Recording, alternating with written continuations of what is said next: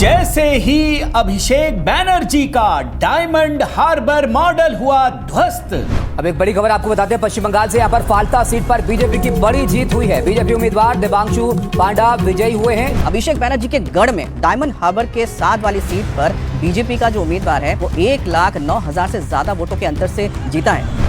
ममता बनर्जी पर हो गया नया वज्रपात। तृणमूल कांग्रेस के अस्थायी मुख्यालय तृणमूल भवन को खाली करने के लिए मकान मालिक ने 2 महीने का अल्टीमेटम दे दिया है। घुसपैठियों के खिलाफ एक्शन पर गिड़गिड़ाने लगी ममता बनर्जी। पश्चिम बंगाल से आपको खबर बता रहे, बंगाल में घुसपैठियों पर सख्त एक्शन की तैयारी तेज हो चुकी है। हर जिले में होल्डिंग सेंटर बनाए जाएंगे। संदिग्ध विदेशियों को 30 दिन तक वहां पे रखा जाएगा।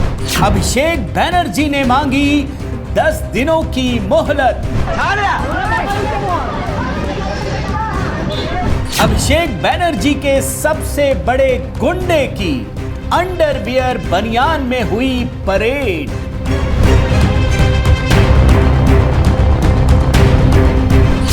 ममता बनर्जी के हेडक्वार्टर पहुंचा बुलडोजर वाला मॉडल। साथियों नमस्कार, मैं हरिश्चंद्र बर्णवाल इस वीडियो में आप सभी का स्वागत करता हूं। दोस्तों, ममता बनर्जी पर नया वज्रपात हुआ है। आप कहेंगे ऐसा क्या हो गया, मेन स्ट्रीम मीडिया ने तो दिखाया नहीं। लेकिन दोस्तों, आज के वीडियो में कुछ बड़ी खबरें आपके सामने रखना चाहता हूं।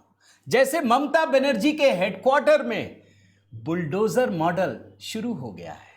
आप कहेंगे ये भी मैंने नहीं देखा, आज मैं आपको दिखाऊंगा। आप जानते हैं, जो अभिषेक बनर्जी दोस्तों इतना गरज रहे थे, बरस रहे थे, चंद दिनों के भीतर आज की बड़ी खबर, ब्रेकिंग न्यूज आपको बता रहा हूं। 10 दिनों की मोहलत मांग रहे हैं, रहम की भीख मांग रहे हैं। यकीन नहीं होगा, मुझे तो यकीन नहीं हुआ, लेकिन जरा उसको भी दिखाऊंगा दोस्तों। और हाँ, एक चीज और दिखाऊंगा, ये जो गुंडों की फौज लेकर चलते थे ना, उनका बनियान और अंडरवियर में परेड हो रही है दोस्तों। अच्छा, एक बात आपको बता दूं, जरा सा भी सिंपैथेटिक होने की जरूरत नहीं है। यह नहीं कि आपकी सिंपैथी प्रकट होने लगे। दोस्तों, पश्चिम बंगाल में मेरा तो जन्म भी हुआ है। आपको मैं बताऊं, गुंडागर्दी का जो लेवल है ना, कल्पना से परे है, सोच भी नहीं सकते। अगर ये शुभेंदु अधिकारी सरकार ये काम ना करे ना, तो बंगाल के लोगों का जीना दूभर हो जाएगा। और इसीलिए ये स्टोरी जब मैं आपको दिखा रहा हूं ना, तो पश्चिम बंगाल की जनता में खुशी की लहर है। आज के वीडियो में दोस्तों कई सारे टू विंडो भी दिखाऊंगा, बड़ा स्पेशल है, बड़े ध्यान से देखिएगा, आपको मजा आएगा। और साथ ही आपसे निवेदन भी है दोस्तों कि एक कमेंट जय सिया राम, ताकि संवाद का एक सिलसिला भी शुरू हो। लाइक कीजिएगा। आज HB मेलोडी में दोस्तों एक गीत भी अपलोड करने की योजना है। प्रधानमंत्री मोदी को जो सम्मान मिलता है उस पर ये गीत हमने तैयार किया है। आइए शुरू करते हैं, कुछ टू विंडो से शुरू करते हैं दोस्तों। ये पहला टू विंडो है, देखिए ममता बनर्जी का कैसे हिसाब किताब होता है, इसको जरा समझने की कोशिश कीजिए। क्या लिखा है पहले विंडो में? ममता बोली, CAA लागू करने के लिए मेरी लाश से गुजरना होगा। अपने मन से नहीं कह रहा, ये मेन स्ट्रीम मीडिया में दिखा रहा हूं, आज तक की रिपोर्ट है ये। क्या CAA लागू करेंगे तो मेरी लाश से गुजरना होगा? हो गया ममता जी, हो गया।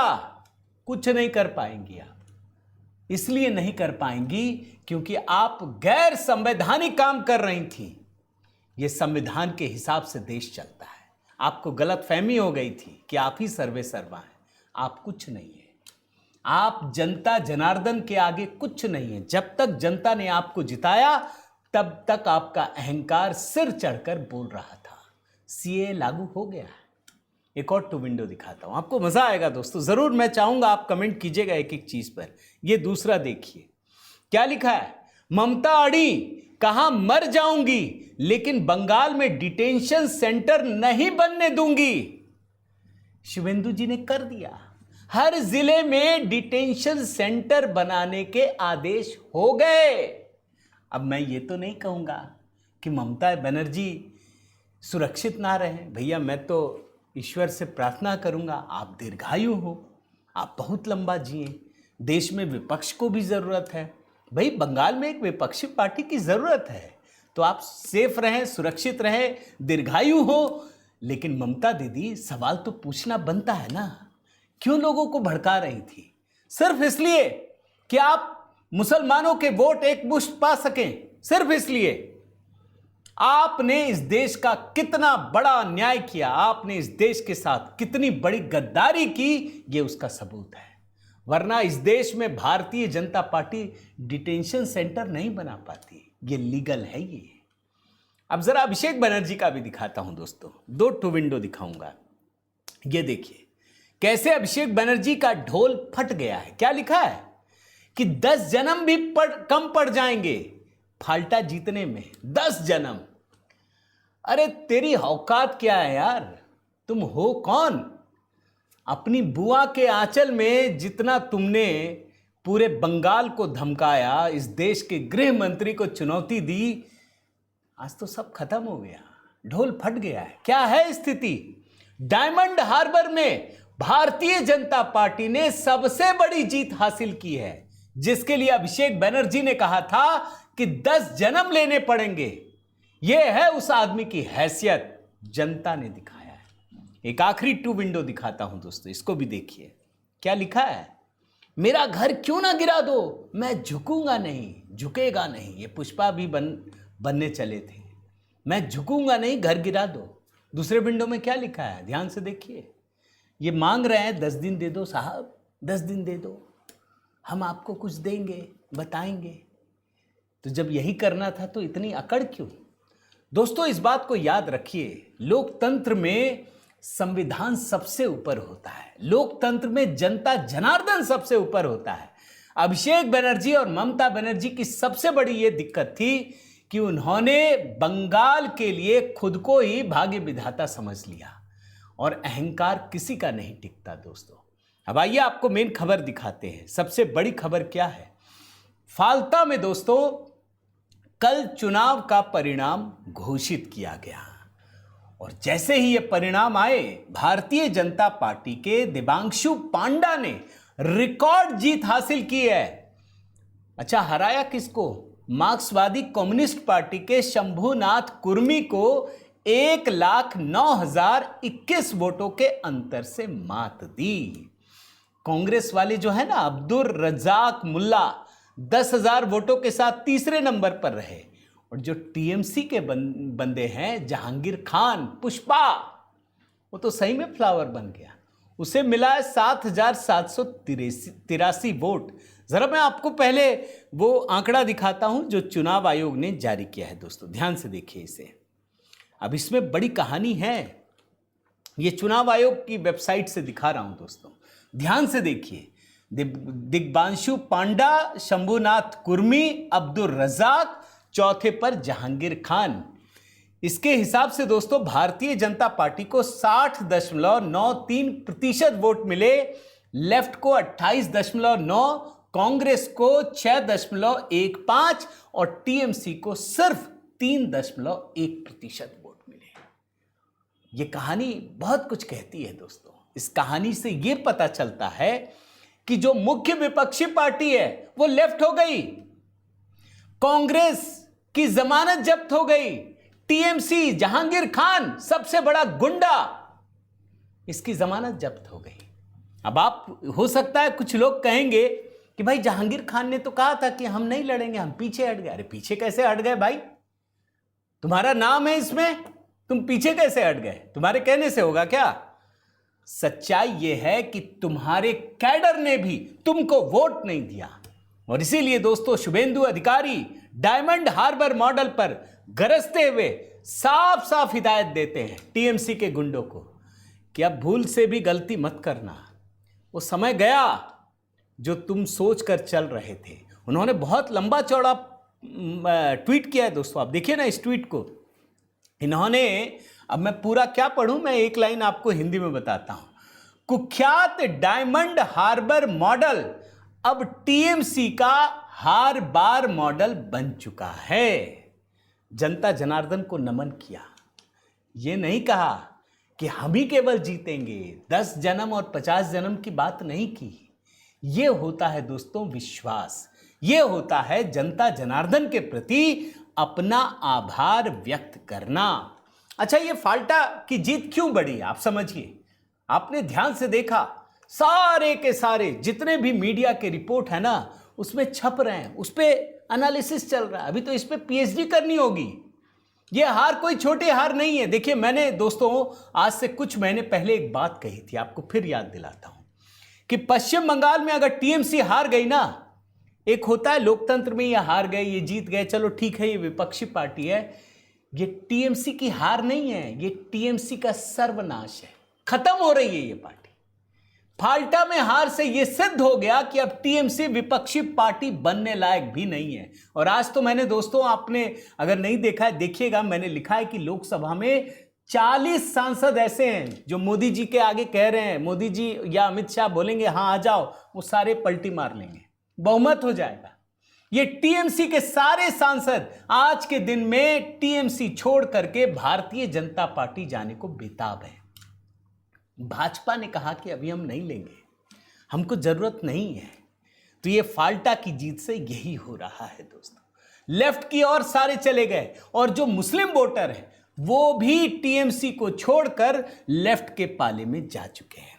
मैं जब फाल्टा की बात कर रहा हूं तो सिर्फ आपको याद दिलाता हूं दोस्तों, मैंने बाइट नहीं निकाली है।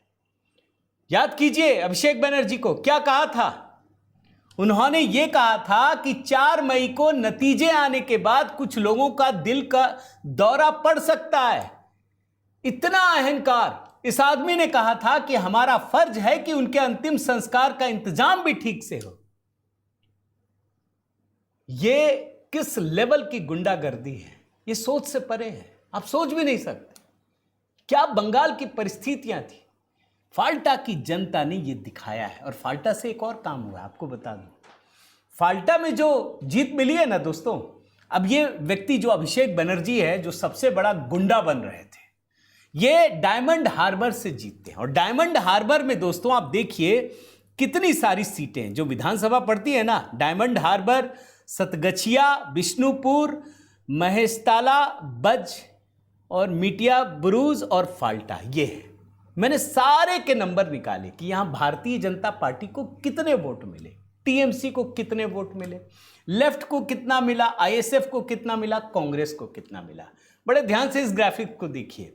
इस ग्राफिक्स में क्या है, भारतीय जनता पार्टी को 6,44,955 वोट मिले और टीएमसी को सिर्फ 6,27,882।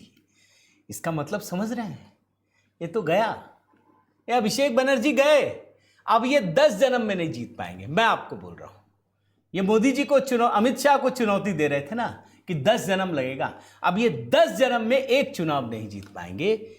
ये फाल्टा के लोगों ने दोस्तों लिख दिया है। और जैसे ही नतीजे आए, क्या हुआ ये भी तो जानना चाहिए ना। ये अभिषेक बनर्जी जो कल तक गरज रहे थे, बरस रहे थे, अचानक से हाथ जोड़ के खड़े हो गए। मैंने तो वीडियो भी देखा, जहां कार में वो जा रहे हैं, सारे लोग पूछ रहे हैं, सवाल पूछ रहे हैं, बोल रहे नहीं नहीं नहीं हमको छोड़ दो भैया, गिड़गिड़ा रहे हैं ये जनाब। अब देखिए क्या लिखा है, ये गिड़गिड़ा रहे हैं, बोल रहे हैं कि हमारे 1000 से ज्यादा कार्यकर्ताओं को भगा दिया गया है। क्यों? पहले क्या होता था? पहले तो आप कहते थे कि हमको कोई कुछ नहीं कर सकता, आपके कार्यकर्ता भगा दिए। अरे बोलते हुए जरा सा सोचना भी चाहिए। आपके कार्यकर्ताओं को नहीं भगाया गया, बल्कि आपका जो नेता था जहांगीर खान, वही मैदान छोड़कर भाग गया। और जहांगीर खान से तो दोस्तों ये भी मुझे पता चला कि जहांगीर खान ने अभिषेक बनर्जी को कहा कि आप मेरे लिए प्रचार करने आइए। ममता को बोला, मना कर दिया इन लोगों ने। ये मेरे सूत्र बता रहे हैं। जब ममता बनर्जी, अभिषेक बनर्जी ने मना कर दिया, तब जाकर जहांगीर खान ने मैदान छोड़कर भागने में ही अपनी भलाई समझी और भाग खड़ा हुआ। और इसका जो साइड इफेक्ट है ना, वो भी आपको दिखाता हूं दोस्तों। भाई अभिषेक बनर्जी का शांति निकेतन जो घर है, देखिए कैसे एक से दूसरा जुड़ा होता है। नोटिस पहुंच गया केएमसी, कोलकाता म्युनिसिपल कॉरपोरेशन में दोस्तों टीएमसी का ही राज है। और इनके फिरहाद हाकिम सबसे बड़े नेता हैं, वो तो मेयर हैं। वहां से नोटिस चला गया है, ये तुम्हारा जो फर्जीवाड़ा है, जो तुमने बिना मैप पास कराए ये सारा कुछ किया है, जरा हिसाब किताब दो। टाइम तो लिमिट होती है, अब तो वहां बुलडोजर चलना है। हाथ जोड़ रहे हैं, बोल रहे हैं 10 दिन दे दो साहब, ये अभिषेक बनर्जी कर रहे हैं दोस्तों। लेकिन यकीन मानिए, समय दे दें, मुझे इससे दिक्कत नहीं है। कोलकाता म्युनिसिपल कॉरपोरेशन जरूर समय दे दीजिए, 10 दिन दीजिए, 12 दिन दे दीजिए, लेकिन उसके बाद कार्रवाई जरूर होनी चाहिए। और अभिषेक बनर्जी को जो डर है दोस्तों, उसकी वजह आपको बताऊं। कोलकाता में इस समय कम से कम आधे दर्जन इलाकों में, जैसे मैं नाम बताऊं, तिलजाला, कस्बा, बेलेघाटा, जहां इतना बड़ा ध्वस्तीकरण अभियान चल रहा है, लोगों में एकदम दहशत पैदा हो गई है। वो सोच रहे हैं भैया योगी जी ने तो कम से कम 2-3 साल 4 साल लिया, यहां तो 1 हफ्ते में ही सब शुरू हो गया। इसीलिए अभिषेक बनर्जी को दोस्तों इतना डर लग रहा है। लेकिन मैं कहता हूं, इससे भी एक बड़ी खबर है दोस्त, जो ममता बनर्जी से जुड़ी है, अभिषेक बनर्जी से जुड़ी हुई है, तृणमूल कांग्रेस से जुड़ी हुई है। जरा ध्यान से देखिए इसे, क्या लिखा है। बंगाल में सरकार जाते ही ममता बनर्जी पर मुसीबत, टीएमसी के सिर से छिनेगी छत, तृणमूल भवन खाली करने का मिला नोटिस। अब मुझे तो यही नहीं पता कि ये जो इतने करप्ट लोग हैं, जिन्होंने नोटों की गड्डियां जमा कर ली, बोरा भर भर के नोट जमा कर लिए, अपना एक दफ्तर नहीं बनाया। सोचिए, अस्थाई भवन है तृणमूल भवन कोलकाता में, ईएम बाईपास के पास तपस्या इलाके में एक बहुमंजिला इमारत है, अपना नहीं है। अब इसके जो मालिक हैं मोंटू साहा, उनको समझ में आ गया कि भैया यहां तो पूरा घपला है, भ्रष्टाचार का ढेर है। बोला 2 महीने में खाली कीजिए। मैं जो बोल रहा हूं ना बुलडोजर भेजने की बात, ये दरअसल दोस्तों बुलडोजर मॉडल है। इस मॉडल में क्या होता है, जो गलत काम है उसको खत्म करना। अब ये हेडक्वार्टर भी खाली करने का समय आ गया है। और इस दफ्तर के बारे में मैंने पता किया, यहां ममता बनर्जी से लेकर अभिषेक बनर्जी तक के लिए बड़े बड़े भव्य कमरे बनाए गए।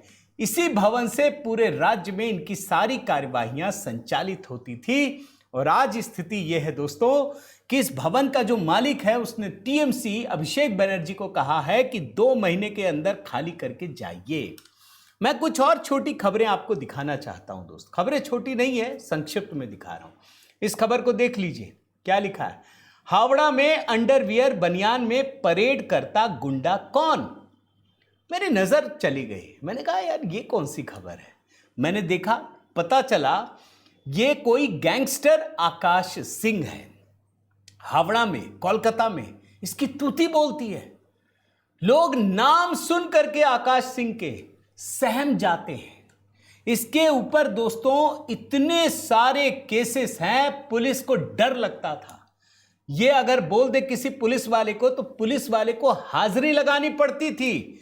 ढेर सारे आपराधिक घटनाओं में दोस्तों नाम होने के बाद भी कभी पुलिस की हिम्मत नहीं हुई कि इसको गिरफ्तार कर सके। जरा एक वीडियो दिखाऊं आपको, मजा आ जाएगा आपको, देख लीजिए। ये गैंगस्टर आकाश सिंह है, अंडरवियर बनियान में है। इससे पूछा गया, लोगों ने पूछा कि क्या हो गया, ये क्या है, ऐसे घूम रहे हो। बोला पुलिस वालों ने कहा कि तुमको पूरा घुमाएंगे अच्छे से। दरअसल यही योगी मॉडल है दोस्तों, ध्यान रखिए। सिर्फ गुंडों पर कार्रवाई नहीं करनी है, बल्कि कोलकाता के लोगों में यह विश्वास जताना है, यह दिखाना है कि जिसको आप गुंडा समझ रहे थे, वो तो सुतली बम भी नहीं बन पाया, वो तो गया, वो तो फ्लावर है। दरअसल ये खत्म है। देख लो इसकी क्या हैसियत है। ये है बंगाल पुलिस। और इसीलिए कहा जाता है दोस्तों, पुलिस वालों को आप कमजोर मत समझिए। ये तो सत्ता के लोग कभी आपको बिल्कुल डाउन, आपका मोराल डाउन कर देते हैं या आपको उठाते हैं। बंगाल पुलिस में भी वही दमखम है जो उत्तर प्रदेश पुलिस या दिल्ली पुलिस में मौजूद है दोस्तों। अब आखिर में एक और खबर आपको दिखाता हूं दोस्तों। इस खबर को देख लीजिए। क्या डिटेंशन सेंटर की तरह काम करेंगे होल्डिंग सेंटर्स। जो ममता बनर्जी कह रही थी ना कि हम यहां डिटेंशन सेंटर बनने नहीं देंगे, शुभेंदु अधिकारी सरकार ने यह फैसला कर लिया है। उन्होंने पहले ही कहा था कि हम डिटेक्ट, डिलीट और डिपोर्ट की नीति अपनाएंगे। अब पश्चिम बंगाल सरकार ने सभी जिला अधिकारियों को निर्देश दिया है कि पूरे पश्चिम बंगाल में होल्डिंग सेंटर बनाया जाए और जितने भी अवैध घुसपैठिए हैं उनके खिलाफ कार्रवाई की जाए। और ये जो होल्डिंग सेंटर है ना, ये दरअसल डिटेंशन सेंटर की तरह ही काम करेंगे। इन सेंटर में रखे गए लोगों का बायोमेट्रिक डेटा लिया जाएगा। इस जानकारी को एक केंद्रीय पोर्टल पर अपलोड किया जाएगा। पहचान पूरी होने के बाद इन अवैध प्रवासियों को देश से वापस भेजने के लिए बीएसएफ को सौंप दिया जाएगा। यानी एक्शन शुरू हो चुका है। और ये जो नागरिकता का मसला है ना दोस्तों, ये सही सोच रहे थे, ये चुनाव आयोग सही काम कर रहा है। अब चुनाव आयोग की डेटा से ही ये सारी कार्रवाई होगी। उम्मीद करता हूं दोस्तों ये वीडियो आपको ज़रूर पसंद आया होगा। आपकी राय का इंतज़ार रहेगा। आपके एक एक कमेंट देखता हूं दोस्तों, कुछ को कमेंट में जवाब भी देता हूं। मैं निवेदन करता हूं कि आप अपनी राय ज़रूर दीजिए। कुछ ना हो तो जैसे आराम लिखिए, लाइक कीजिएगा, शेयर कीजिएगा। अगर चैनल आपने सब्सक्राइब नहीं किया है दोस्तों तो ज़रूर कीजिएगा। और हाँ देखिए, आज मैं HB मेलोडी पर दोस्तों प्रधानमंत्री मोदी को जो सम्मान मिल रहे हैं ना, उन्हीं सम्मान को लेकर एक वीडियो तैयार कर रहा हूं। आज नहीं तो कल ज़रूर अपलोड करूंगा। आप नज़र बनाए रखिएगा। HB शॉर्ट्स के वीडियो कमेंट में पिन कर दिए हैं। बहुत बहुत धन्यवाद। जय सिया राम।